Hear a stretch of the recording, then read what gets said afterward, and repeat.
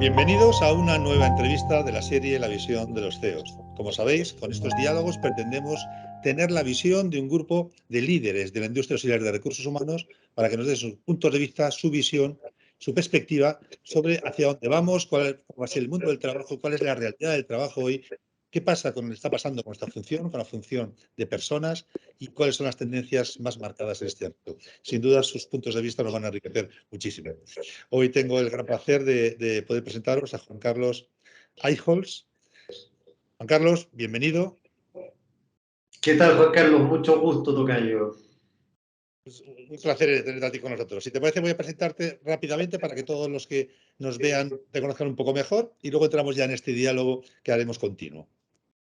Bueno, para que lo conozcáis bien todos, Juan Carlos es el socio principal de CLA Consulting y tiene una amplia experiencia en diversos países latinoamericanos. Es columnista del diario El Mercurio, seguro conocido por todos vosotros, conferencista internacional y miembro de la red Young Global Leaders del World Economic Forum. Además, es profesor de posgrado de la Escuela de Negocios de la Universidad Adolfo Ibáñez y director fundador del Centro de Liderazgo Adaptativo. Juan Carlos también tiene una faceta de autor. Aparte de la faceta docente, su faceta empresarial, tiene también una faceta de autor.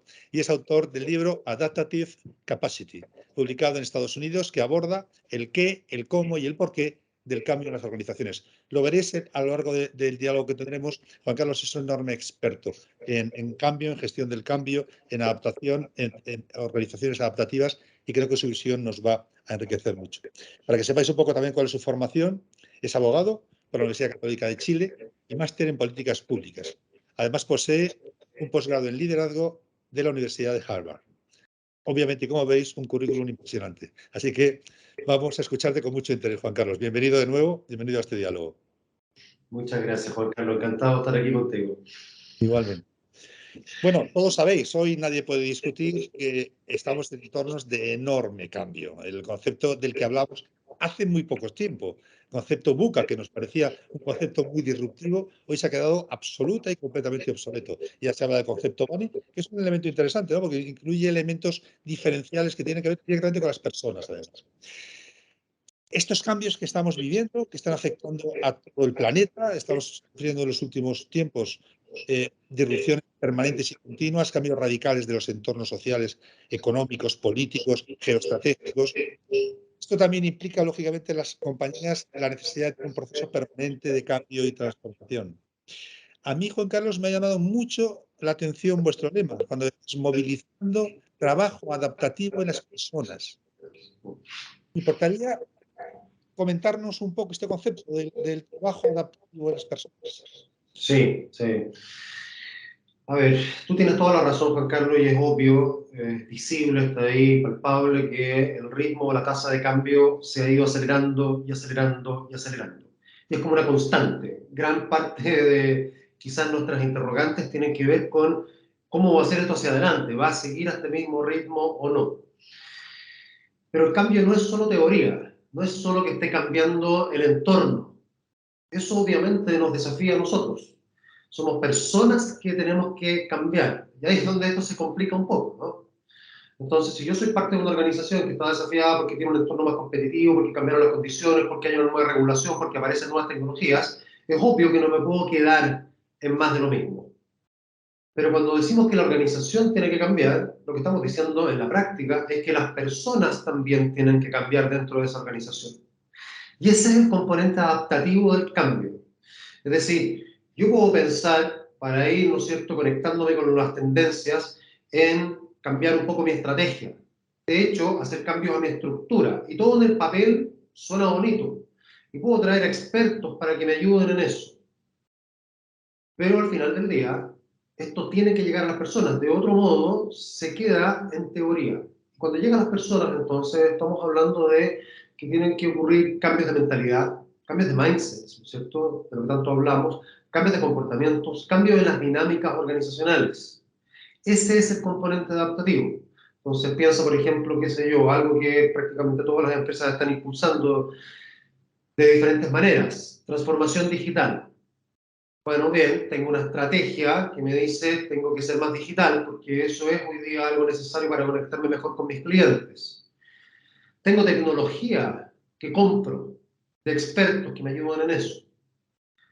Pero ni la estrategia de digitalización ni la tecnología van a realmente hacer que mi empresa cambie para lograr lo que se está buscando, si es que eso no va acompañado de cambios, por ejemplo, en la forma de trabajar de las personas, dentro de la compañía, en las dinámicas organizacionales, en agilidad, en una nueva manera de conectarse con el cliente, en colaboración interna, que lo hace absolutamente indispensable en la transformación digital. Y eso, que en las palabras suena tan bonito, en los hechos es difícil. Y por una razón muy simple. Nosotros tenemos este dicho, ¿no? Que los seres humanos somos animales de costumbre. Y es que en realidad es cierto. Nosotros estamos diseñados no para el cambio, estamos diseñados para la conservación, estamos diseñados para el equilibrio. Preferimos el equilibrio al desequilibrio, preferimos la certidumbre a la incertidumbre, la estabilidad a la inestabilidad. Entonces, no es fácil esto de generar cambios de mindsets, cambios de comportamientos, cambios en las dinámicas organizacionales, que de nuevo es el componente adaptativo. Y eso es lo que nosotros como consultores propiciamos. Es decir, no nos quedamos solamente en las definiciones que tienen que ver con los cambios que hay que impulsar, sino en acompañar a la organización en ese componente adaptativo del cambio, ayudando a sacar a las personas del piloto automático. No puedo estar más de acuerdo contigo, ¿eh? Cuando oímos hablar del cambio organizacional como si fuera algo ajeno a las personas, ¿verdad? Es imposible un cambio organizacional. Los procesos de transformación digital, como dices, ¿no? No hay transformación digital, sino transformación en las personas, ¿no? En la cultura y en el enfoque de las personas. Y el mindset que decías, sin duda alguna. Déjame retomar todo esto para hablar de tu propia experiencia. Entonces, tú lideras una compañía y me gustaría, desde tu propia experiencia dirigiendo equipos, Juan Carlos, ¿qué impacto ha tenido esta transformación y cambio para la gestión de tus equipos de trabajo? Es buena la pregunta. Nosotros somos una consultora que tiene presencia en 4 países, somos cerca de 70 personas. Y lo que hemos buscado, y esto fue un aprendizaje a lo largo del tiempo, es aplicarnos nuestra propia medicina, podríamos decir, ¿no? Es decir, bueno, aquello que le decimos a las empresas que tienen que hacer, bueno, hagámoslo nosotros, partamos por descubrirlo en nosotros mismos, usémonos a nosotros mismos como campo de experimentación. Y entonces, desde esa perspectiva, Juan Carlos, te diría que hemos ido construyendo, y no sin desafíos y no sin dificultades, pero hemos ido construyendo a lo largo ya de 15 años de historia que tenemos, una organización que yo diría que es bastante adaptativa. Lo es, primero porque está orientada desde un propósito. Y orientarse desde un propósito, por definición, te genera capacidad adaptativa, porque no estás preocupado de mantener ciertas cosas como estructuras, procesos, si es que no son útiles para el propósito manda. En el caso nuestro, el propósito es juntos transformamos los desafíos en progreso, ¿cierto?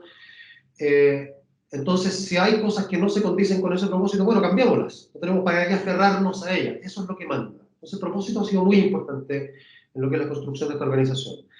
Lo segundo ha sido la cultura. Desde luego tenemos estructura, pero tratamos de que la estructura sea lo menos rígida posible, lo más flexible posible. Lejos de lo burocrático, cada procedimiento que se va a establecer lo cuestionamos 100 veces a ver si es necesario hacerlo o no. Pero, a cambio, tenemos una cultura muy fuerte, que la instalamos, la definimos, la fortalecemos, la vivimos, la predicamos. ¿Ah? Todo el rato, es siempre un componente muy relevante. Entonces, ¿qué es lo que ocurre? Que las relaciones entre los que somos parte de esta organización están mucho más basadas en esos elementos culturales, dentro de los cuales, por ejemplo, la confianza es una clave fundamental, pero también el aprender de los errores, el poder tener conversaciones francas, directas. Entonces, fortalecemos mucho eso. Y eso es una suerte de pegamento, junto con el propósito que nos mantiene unidos y una misma forma de hacer. Nos da la capacidad adaptativa, porque nos está obligando todo el rato a estar mirando lo que ocurre afuera y ver de qué manera eso nos desafía adentro.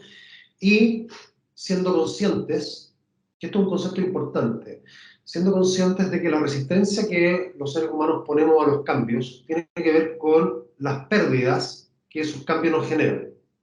Entonces, tienen beneficio los cambios, por eso es que vamos detrás de los cambios, pero también tienen pérdidas. Pérdidas de poder, pérdidas de ego, estatus, pérdidas de tranquilidad, de certidumbre. de lealtades, de competencias, suma y sigue. Entonces creo que nosotros como organización somos bastante conscientes de que en este evolucionar tenemos que estar dispuestos también a ceder, a asumir ciertas pérdidas, al menos temporalmente. Esto no es algo que se comenta habitualmente y estoy absolutamente de acuerdo con lo que planteas. Me encanta además que pongas el acento y pongas el acento en tu compañía en el propósito. Es un tema que desde ECH también estamos poniendo en el centro de la visión de las compañías, ¿no? Porque vemos que es central. Bueno, vamos a ir a un tema que últimamente está siendo bastante polémico, si te parece un poco, ¿no? Estamos con el tema cómo va a ser el trabajo, cómo es en la actualidad, cómo va a ser el futuro del trabajo inmediato. Inicialmente parecía que todos decíamos, ¿no? O todo el mundo decía, parecía un consenso generalizado, que íbamos a ir a un nuevo modelo de trabajo claramente basado en un porcentaje importante de trabajo en remoto, trabajos online. Se hablaba de trabajo híbrido, se sigue hablando y se está discutiendo qué es y qué no es. Recientemente sale la polémica noticia de Elon Musk, ¿no? Sobre el trabajo presencial. ¿Cuál es vuestra experiencia en este ámbito? ¿Por qué estáis optando? ¿Trabajo híbrido, trabajo presencial, trabajo remoto? ¿Y qué lecciones habéis aprendido? Sí. A ver, tengo que poner un toque personal en esto para que se entienda además lo difícil o desafiante que ha sido.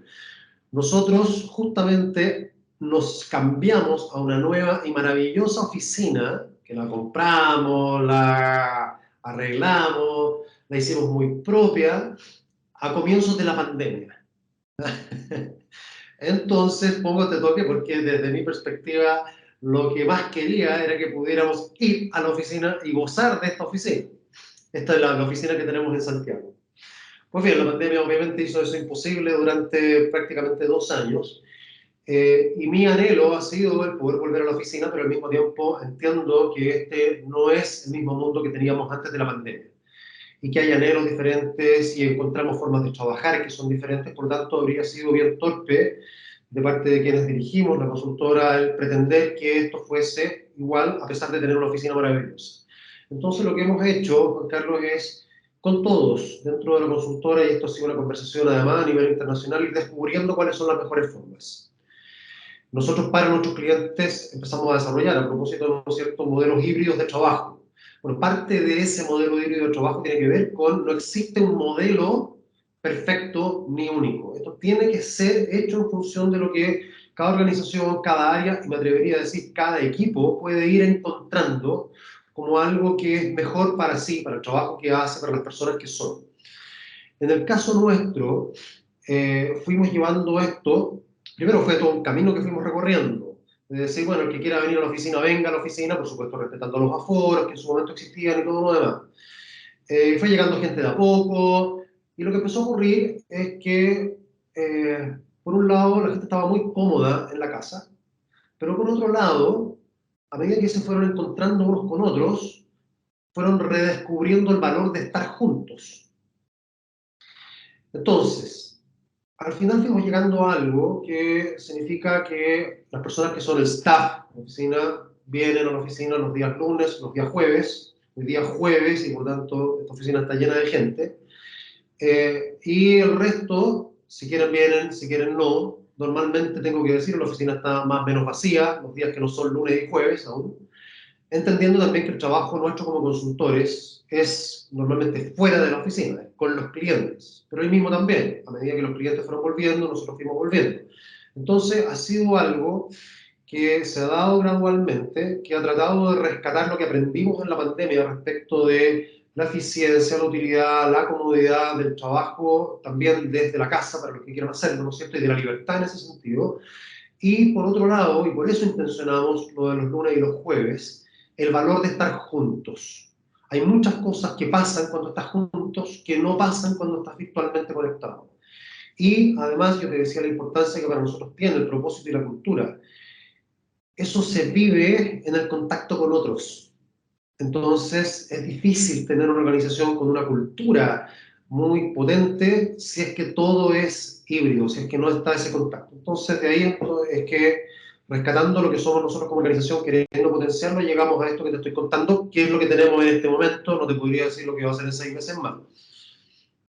Sí, no, fíjate, nosotros en DCH estamos apostando en nuestros encuentros con los miembros de CCH, con los asociados, estamos apostando claramente por los encuentros personales, ¿no? Por que se interactúe entre nuestros miembros, compartan experiencias en los entornos que realizamos. Hacemos actividades híbridas, obviamente, y hacemos actividades online también, porque hay miembros de muchos países diferentes, ¿no? Pero en cada país intentamos hacer constantemente actividades presenciales para que se junten, se reúnan, bueno, volvamos a algo que dices también, creo que es fundamental, ¿no? Compartir en el ámbito personal es diferente de cualquier otro ámbito.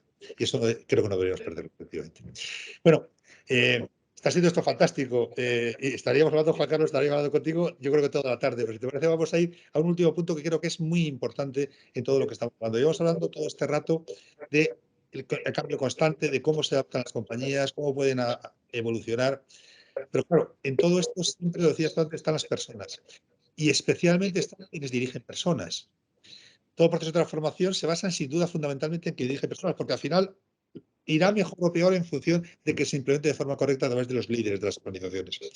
Estos procesos de cambio tan brutales, especialmente además en América Latina, desde esta perspectiva, ¿cuáles crees, en tu opinión y tu experiencia, que son los primeros desafíos a nivel de liderazgo, precisamente para esto, para adaptarse a estos cambios? Sí. Nosotros trabajamos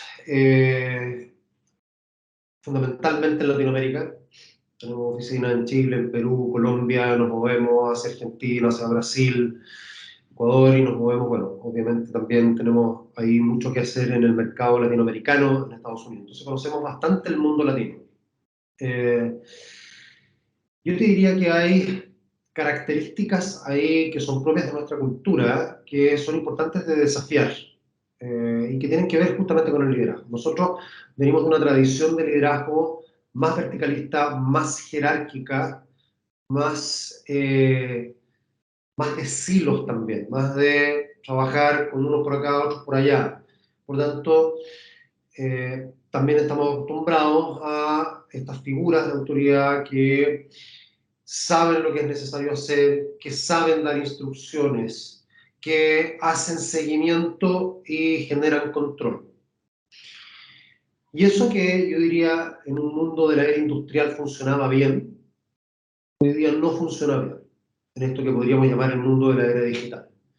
Entonces, la forma de ejercer liderazgo ha evolucionado y para los latinoamericanos creo que es especialmente desafiante eso hacia dónde ha evolucionado, que es un liderazgo que tiene que ver con generar cambio, pero el cambio hoy día tú no lo generas desde la orden, desde la instrucción, sino que necesitas involucrar a las personas, necesitas hacerte cargo de esto que conversábamos antes, Juan Carlos, del componente más adaptativo, necesitas escuchar, necesitas entender. Hoy día si hay algo que aumenta no solamente la tasa de cambio y asociado a ello, sino que es la complejidad. Cada vez hay más complejidad, por lo tanto, cada vez más difícil que una persona pueda entender todo y pueda tener respuestas para todo.